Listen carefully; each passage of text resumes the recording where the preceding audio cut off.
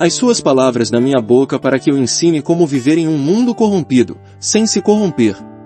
É só deixar de andar com as pessoas que só entendem o lado do mal, e das palavras do mundo, e pensar só no que o mundo oferece. Veja o que o profeta Oséias diz. O meu povo foi destruído, porque lhe faltou o conhecimento, porque tu rejeitaste o conhecimento, também eu te rejeitarei, para que não sejas sacerdote diante de mim. Os ensinamentos de Deus não têm donos, pois o que é de Deus não é para negócio. Quanto mais se multiplicaram, mais pecaram contra Deus, transformaram em infâmia o que era sua glória. Eles se nutrem do pecado de meu povo, e são ávidos de suas iniquidades. O mundo tem exercido uma influência negativa sobre a vida das pessoas que tem afetado o modo de pensar, falar, sentir, vestir e se relacionar de cada uma delas. Quando falo de mundo, falo de um sistema imoral e totalmente corrompido em seus valores. Estamos vivendo dias muito difíceis sobre a face da terra. O inimigo não quer de maneira alguma perder o domínio sobre as pessoas e tem feito tudo para manter a mente delas influenciada por ele, utilizando os métodos mais sutis para dominá-las. Há uma grande guerra sendo travada no mundo espiritual e muitas vezes não percebemos o que está acontecendo. Quais são os métodos mais usados pelo inimigo nesta guerra? Basta analisar com senso crítico as mensagens que têm sido insistentemente veiculadas dentro de nossas casas por meio de filmes, sites, novelas, músicas e tantas outras coisas, que muitas das vezes incitam a violência, o roubo, a maledicência, o homossexualismo, a prostituição, os adultérios e as rebeliões. Se cedermos a essas influências, seremos semelhantes ao mundo e deixaremos de cumprir o propósito para o qual Deus nos chamou. O discípulo de Cristo que não se deixa influenciar por essas coisas, que deseja viver sob a perspectiva de Deus, muitas vezes é confrontado nos seus valores, num sentido pejorativo, ridicularizado e debochado com o fim de diminuí-lo diante das pessoas e de si mesmo. O grande desafio da nossa geração é saber como confrontar o mundo e permanecer firme. Como viver na contramão dessa realidade imoral e perversa? Como remar contra essa maré carregada de perversões? Podemos, como discípulo de Jesus, mesmo sendo tentados, resistir às influências e aos ataques do mundo, não permitindo que eles sobrepujem aos valores aprendidos na palavra. Para isso devemos tomar posições, ter atitudes corretas em relação ao mundo, sabendo o que diz a palavra de Deus. Quero apresentar algumas dicas que nos ajudarão a viver num mundo corrompido sem nos corrompermos. Para viver num mundo corrompido sem se corromper. 1. Entenda que sua vida não pertence mais ao mundo. Eles não são do mundo, como também eu não sou. João 17,16. Jesus, para demonstrar a nossa total separação do mundo, usou como exemplo ele mesmo. Isso basta. O que Jesus quer nos ensinar aqui é que estamos no mundo, mas não somos do mundo e não devemos viver como o mundo vive em seu modelo de vida. Apesar de estarmos no mundo, não somos daqui. Um cristão nascido de novo tem a sua conduta de vida completamente diferente daqueles que ainda não experimentaram um novo nascimento. O apóstolo Paulo destaca que não podemos nos conformar com este mundo.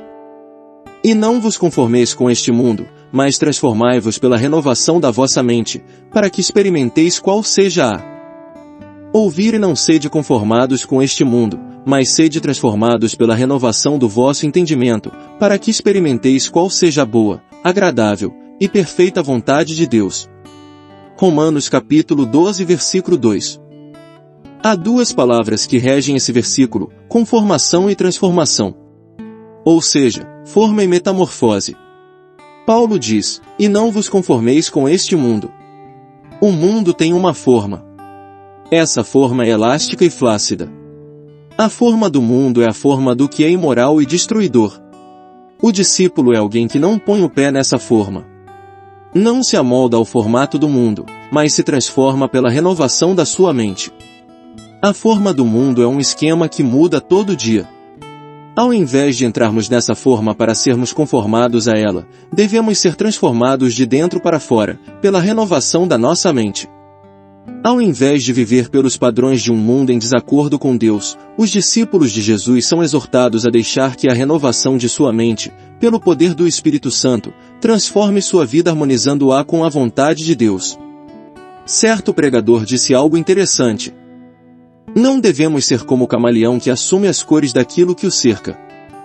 Em vez de adotar o padrão exterior e transitório deste mundo, devemos como discípulos de Jesus ser transformados em nossa natureza íntima. As cores desse mundo não podem roubar a beleza da essência que existe dentro de nós. O discípulo real não deve conformar-se com o mundo porque a forma do mundo muda todo dia. O errado ontem é certo hoje. O repudiado ontem é aplaudido hoje. O vergonhoso ontem é praticado à luz do dia hoje. Nós, porém, seguimos um modelo absoluto e imutável. Esse modelo. Para viver num mundo corrompido sem se corromper. Saiba que sua vida em Cristo incomodará o mundo. Se vocês pertencessem ao mundo, ele os amaria como se fossem dele. Todavia, vocês não são do mundo, mas eu os escolhi, tirando-os do mundo, por isso o mundo os odeia. João capítulo 15:19. Porque não somos do mundo e fomos escolhidos para sermos de Cristo, o mundo nos encara como estrangeiros e nos odeia, assim como odiou a Cristo. O próprio Jesus afirmou aos seus seguidores, e sereis odiados por todos por causa do meu nome. Mateus capítulo 10. Versículo 22. Por causa do nome de Cristo somos rejeitados. A separação do mundo causa rejeição por este mesmo mundo. O mundo nos odeia, porque os valores de Deus diferem dos valores mundanos. O mundo preferiria que fossemos como ele. Como não somos, ele nos odeia e nos insulta. Por isso saiba que sua vida em Cristo incomodará o mundo ao seu redor. Há uma verdade escrita pelo apóstolo Pedro que também não podemos esquecer. No passado vocês já gastaram tempo suficiente fazendo o que agrada aos pagãos. Naquele tempo vocês viviam em libertinagem, na sensualidade, nas bebedeiras, orgias e farras, e na idolatria repugnante. Eles acham estranho que vocês não se lancem com eles na mesma torrente de imoralidade, e por isso os insultam. 1 Pedro 4.3-4. Para viver num mundo corrompido sem se corromper. 3. Observe atentamente quem influencia você. Quem exerce influência sobre você? Pessoas de Deus ou pessoas do mundo? Olha para esse conselho bíblico. Bem-aventurado o homem que não anda no conselho dos ímpios, não se detém no caminho dos pecadores nem se assenta na roda dos escarnecedores. Salmo capítulo 1. Versículo 1. Sabendo isso, devemos tomar decisões baseadas na fé que temos, eliminando tudo que é mundano, que nos influencia e nos afasta de Deus, selecionando, em primeiro lugar, o tipo de pessoas que podem exercer influência sobre nós. Segundo o salmista, pessoas ímpias, pecadoras, escarnecedoras de Deus não podem exercer sobre nós influência alguma.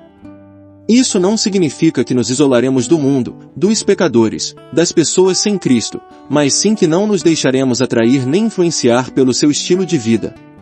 Ao contrário, eles é que devem notar nosso novo estilo de vida. E o nosso estilo de vida precisa ser o estilo de vida de Jesus. Quando meu estilo de vida for parecido com o de Jesus, aonde eu chegar, ali estará uma influência poderosa e transformadora. Guarde o que vou dizer a você. Seguir a Cristo não somente implica em segui-lo aonde ele vai, mas também demanda ser o que ele é. Por isso observe atentamente que tem influenciado a sua vida. Com quem você tem andado? Quem são suas companhias? Quem são seus melhores amigos e influenciadores? Nossos relacionamentos são responsáveis diretamente pelo nosso crescimento e empoderamento, ou pela estagnação e retrocesso. Precisamos nos atentar sempre para onde vamos, mas também precisamos cuidar com quem vamos. Por isso, cuide de seus relacionamentos. Eles podem ser uma influência positiva ou negativa em sua vida. Está escrito: aquele que anda com os sábios será cada vez mais sábio, mas o companheiro dos tolos acabará mal. Provérbios capítulo 13. Versículo 20. Para viver num mundo corrompido sem se corromper faça a diferença no destino eterno das pessoas. Lembrem-se disto: quem converte um pecador do erro do seu caminho, salvará a vida dessa pessoa e fará que muitíssimos pecados sejam perdoados. Tiago capítulo 5. Versículo 20. Ninguém tem uma mensagem tão relevante e de tanto impacto quanto aquele que vive plenamente de acordo com os valores de Deus. Se você vive de acordo com os preceitos, valores, princípios de Deus, você é portador da maior mensagem do mundo.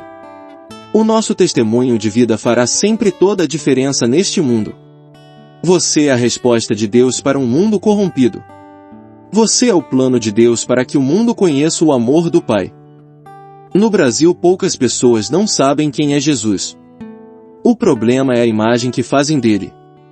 De quem é a responsabilidade se a imagem de Jesus é distorcida por aí? Daqueles que deveriam fazer diferença com a sua própria vida e não estão fazendo. As pessoas só mudarão o seu destino eterno quando virem o nosso destino mudado. Deixe Deus começar a mudança em você para que o seu redor seja mudado.